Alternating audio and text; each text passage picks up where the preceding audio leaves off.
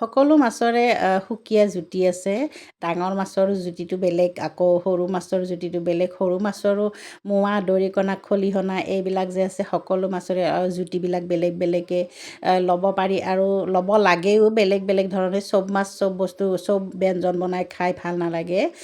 যেনেকুৱা বেচা মাছ কোনো ধৰণৰ আঞ্জাত দিয়া মাছ নহয় বা আঞ্জা বনাই খোৱা মাছ নহয়, সেইটো ভাজিয়ে খাব পাৰি।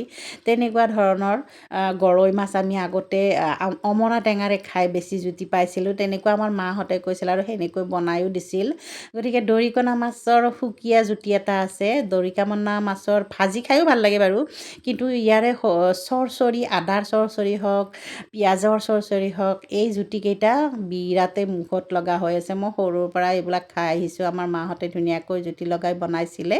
গতিকে এই দৰিকণাৰ মাছৰ চৰচৰিৰ জুতিটো একেবাৰে মুখত লাগিয়ে থাকে।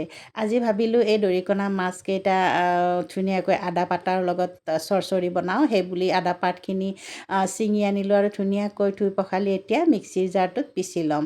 এইফালে সেই মাছ ভজা কেৰাহীটোতে তেল আছিলে নহয়, তাতেই মই এটা পিঁয়াজ কাটি দিলোঁ আৰু এটা শুকান জলকীয়া দি দিছোঁ। আদাৰ পাতখিনি মিক্সিত মাৰি লওঁতে দুটা কেঁচা জলকীয়া দি দিছোঁ আৰু নহৰু কেইকোখমান দি ধুনীয়াকৈ মাৰি লৈছোঁ। ইয়াত আদা দিয়া নাই, কাৰণ এই পাতটোৰ এটা যে গোন্ধ আছে, সেই গোন্ধটোৱে আঞ্জাখনৰ সোৱাদ। ইমানেই ভাল পাওঁ মই সেই আদা পাতৰ গোন্ধটো। গতিকে আৰু এই আঞ্জাখনত ৰং বিশেষকৈ বেলেগ দিব নালাগে। ৰঙা হ'বৰ বাবে ৰঙা জলকীয়া তেনেকুৱাকৈ কালাৰ দিব নালাগে।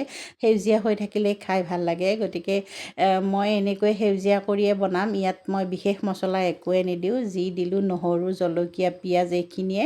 গতিকে আদা পাতখিনি ধুনীয়াকৈ আতি লৈ দুবাটি ইয়াত দি দিলোঁ। দি জোখমতে নিমখ হালধিখিনি দি ভাজি ৰখা মাছখিনি দি উতলিবলৈ দিলোঁ। দেখিছেনে ইমান ধুনীয়াকৈ উতলিছে। ইয়াত যদি আমি কালাৰ দি দিওঁ কেনেকুৱা লগা হ'ব কওকচোন বাৰু। এনেকৈ সেউজীয়া কৰিয়ে খাই ভাল লাগে। এয়া দেখিছে মোৰ আদা পাতৰ চৰচৰিখন হৈ গ'ল। মই ইয়াত অকণমান জিৰা গুড়ি দিছিলোঁ, সেইখিনি দেখুওৱা নহ'ল। গতিকে আৰু আজি প্লেটিং নাই, মই এনেকৈয়ে দেখুৱাই দিলোঁ। ৰেডি মোৰ।